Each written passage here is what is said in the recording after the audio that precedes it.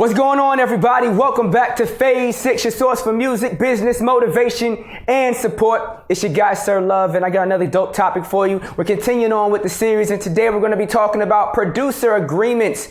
What is a producer agreement? How do they work? When do you sign one? What is the purpose of it? All those different type of things that we're going to be talking about in this episode. Let's jump into it. Let's help these people understand what this means in a part of our series, Contracts 101. Let's get it.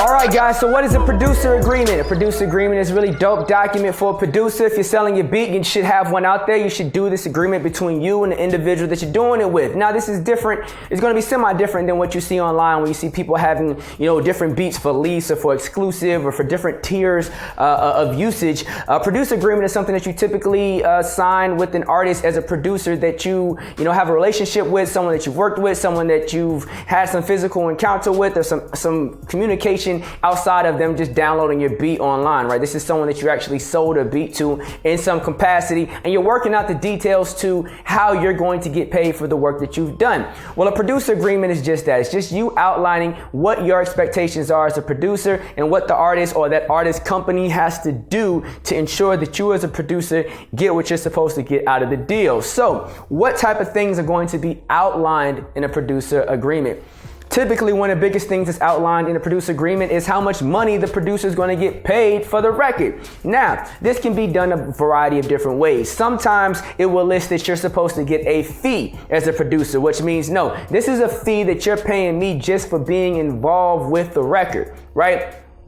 Or you'll have language in there, sometimes or you'll have language in there stipulating an advance. An advance is payment up front for the royalties that the record will make down the line. Two completely different things.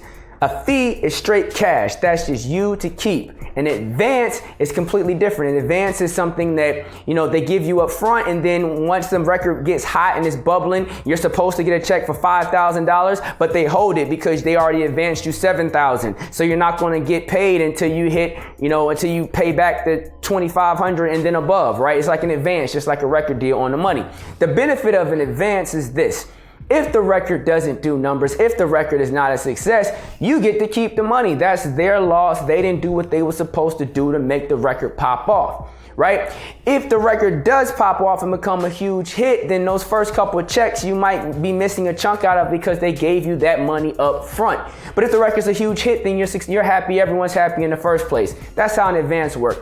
A fee works like this. Hey, I want my money, period. And I want everything on top of it. I want when the record pops off and blows up, you're not taking no chunk out of it. I want 100% of that and this fee up front.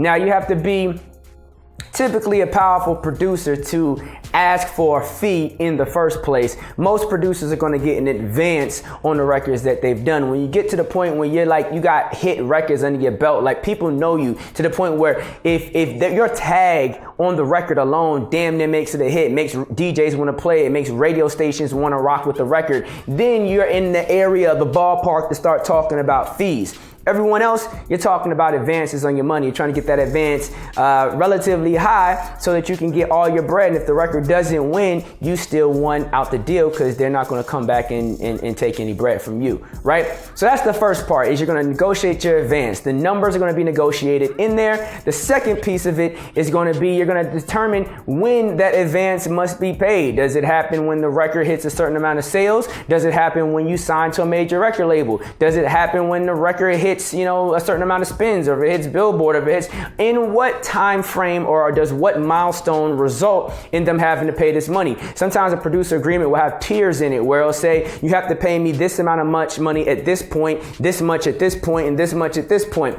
All these things are negotiable between the producer and the artist, or the producer's people and the artist's people. They get together, have a conversation, hash it out, and figure out how this thing is going to be done. As a producer, you typically have a standard practice that you go to, and everyone pretty much has to bow down to that practice, or they just don't get the beat. You can bend the practices a little bit to make them comfortable, but that's typically how it goes. Next thing that's going to be listed in a producer agreement are going to be credits, making sure you get credit for what you do. You know, sometimes an artist may say they don't want you to have your name in the credits. Sometimes the producer will demand my credits are in there. So credits something basic, especially in the mixtapes, right? You know, mixtapes will say featuring or produced by this person. That's always because that was something that was listed in the producer agreement. The producer agreement may say, listen, this is a mixtape. I'm going to give you this beat for free right now. But if you send this beat to market, you put it on Spotify, iTunes, this, that, and the third, I want 1,500 G's. I want 5 racks. You know, I need that from you if you release this record, because if you're making money, I need to be making my money, right? Under that scenario, they'll say, you know, you can release it free only if I get my credits, because otherwise there's no point in me doing it as a producer. You're going to go out there with my beat for free, make all this fame off of it, go on a road tour, make hundreds of thousands of dollars potentially. I'm not going to make anything, and no one's going to know I did the track, right? That's the reason why tagging became popular in the first place, is because producers weren't getting credits on mixtapes. And back in the day, it used to be albums, and people used to go back and read through the credits of an album to see who did what. And since that culture was dying, producers needed new ways to get acknowledgement, right? Another thing that's going to be in there is basic language, indemnification, and, you know, where it's going to be served at, what state, different things of that nature that are going to be in the agreement. But those are the high level concerns. How much you're going to get paid? Is it a fee? Is it an advance? When are you going to get paid? What type of credits are you going to get for the record? What are the stipulations for how you're going to get your money and different things of that nature? So this differs very much from a work for hire agreement. In both scenarios, you can have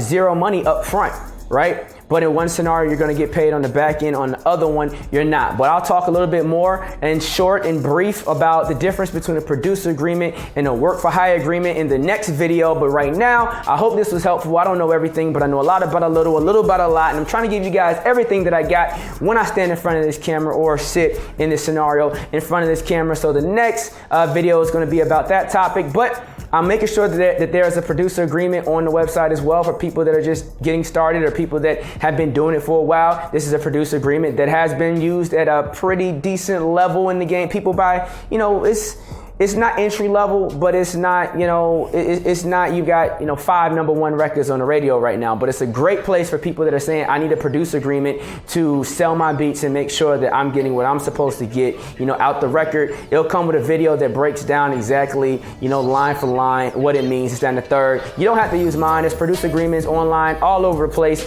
If you feel like you can understand the legal jargon, by all means, download that, read it, make sure you understand it, and use that document. But if you need someone to explain one for you, I have them on the website. Other than that, like, subscribe, share. Please share, subscribe. Please subscribe. Let people know I exist. And follow me on Instagram. Follow me on Facebook. Follow me wherever else that I can be followed. My team's putting that on the screen right now. Thank you guys for your time. I really appreciate it. Sirr Love. I'm out.